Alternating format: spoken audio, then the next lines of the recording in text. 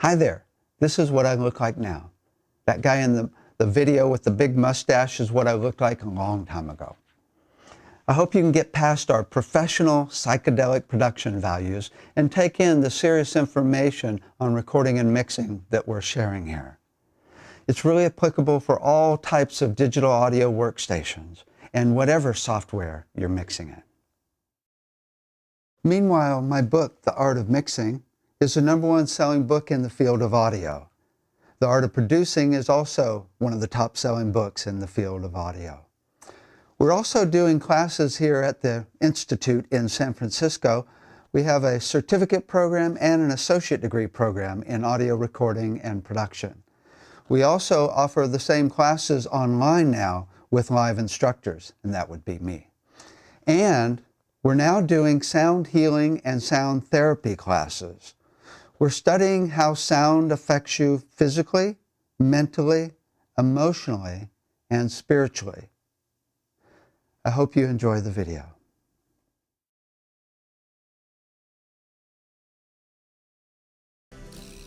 This video has been designed to answer that elusive question, what makes a great mix? And how do you go about creating a great mix? You see, the big question is, once you know what all the equipment in the studio does, how do you use it to create a good mix? After you know what the knobs do, which way do you turn them? We'll show you a framework for explaining what a good mix is.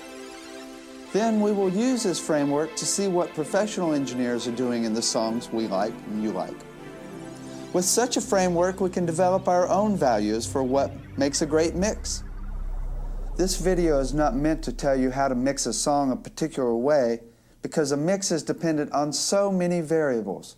The song and all of its details, the style of music, and the people involved.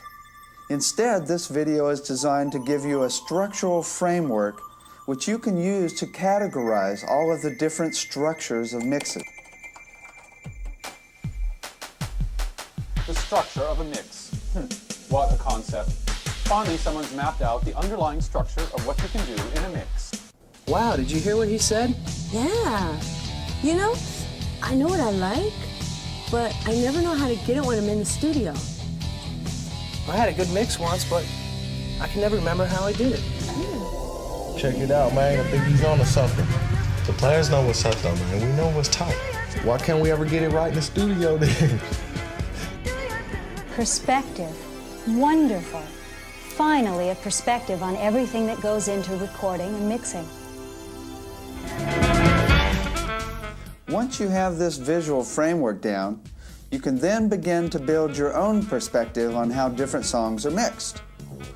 And once you start checking out the details of exactly what other engineers are doing, then you develop your own values as to what you like for each style of music. All values are valid.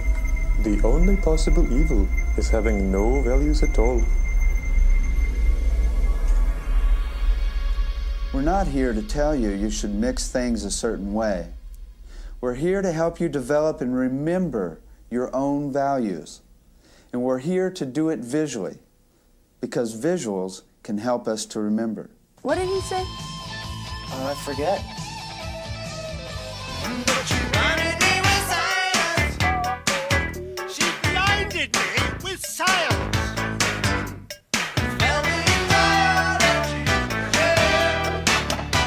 Yeah, bring on the visuals. I like it when I can see what's happening. Many people are visually oriented.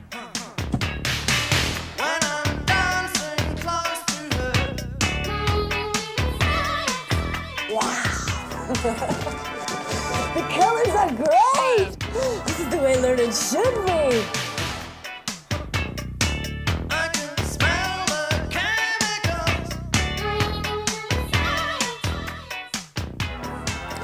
The picture is worth 1,000 sounds.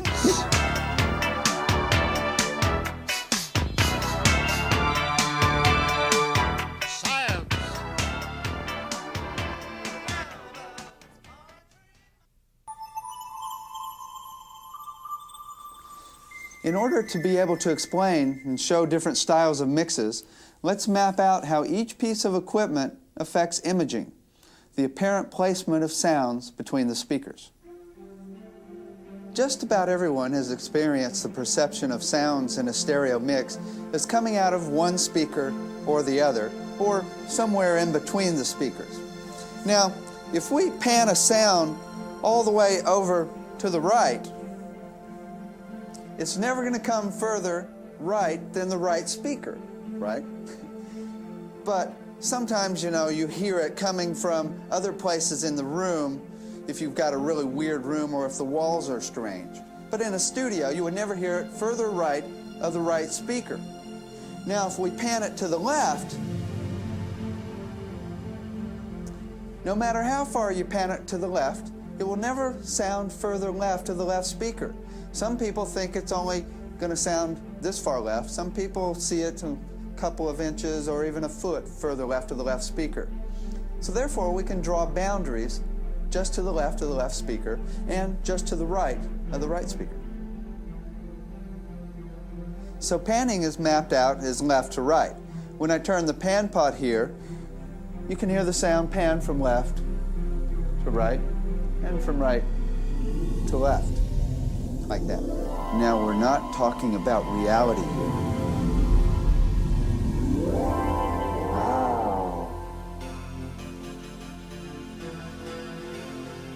Now, we're not talking about reality here because, you see, there's actually no sound between the speakers. The reality is the sound comes out of the speakers in waves, travels through the molecules into the room, hits the walls in the room, and it also hits your ears and your body. This is one way we perceive sound. Another way we perceive sound is we imagine it to be between the speakers. This is called imaging. It's a figment of our imagination. You see, when we hear a sound between the speakers, there's no sound really there. The truth is, the same sound's just coming out of both speakers, and we imagine the sound to be between the speakers. It's just a figment of your imagination, like an audio-optical illusion. Also, when you hear a sound in the middle of your head when listening to headphones? Well, there's no sound there. Your brain's there. Cool. Even if you are asleep, sounds still hit your body and it affects you. On the other hand, if you aren't paying attention to a mix or if you're off to the side of the speakers, you don't hear imaging. When you're asleep, imaging does not exist. In fact, they've done studies of people who don't hear imaging because of the shape of their ears or because of the shape of their minds. Imaging is a figment of our imagination. In fact, there is no imaging in the forest.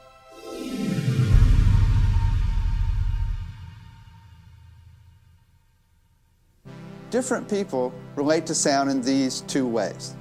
Many people just feel the sound and perceive the music that way. Other people actually see the imaging between the speakers. Recording engineers are often obsessed by these dynamics that go on in this imaginary world of imaging.